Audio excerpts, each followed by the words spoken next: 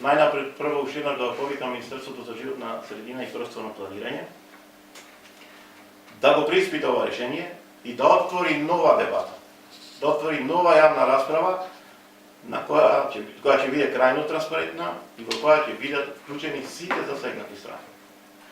Ги повикувам и охрабрувам сите, баш стручната јавност, еколошките друженија, екологистите, граѓаните, сите да го изнесат својот став по ова прашање. Ги повикувам и пратениците во Собранието на Република Македонија кои доаѓаат од овој регион и тие да го изнесат својот став по прашањето за регионална депонија во Вогодивје. И на крајот, посебно сакам, им се обратам на членовите на Советот на општина Охрид и на градоначалникот на општина Охрид, јавно да кажат кој е нивниот став по ова прашање. Дали се тие за изградба на депонија во Вогодивје.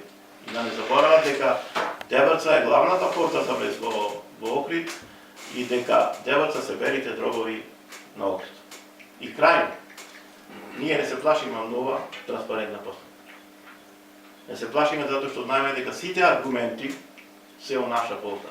И тоа аргументи за Дебрца да си остане чиста, здрава, незагадена, подрачје кој што ќе пружа одмор, рекреација, мир и револуционерност на сите, не само на тие кои што живееме во Дебрца, туку на сите прогресивни луѓе од Македонија и надвор од земја.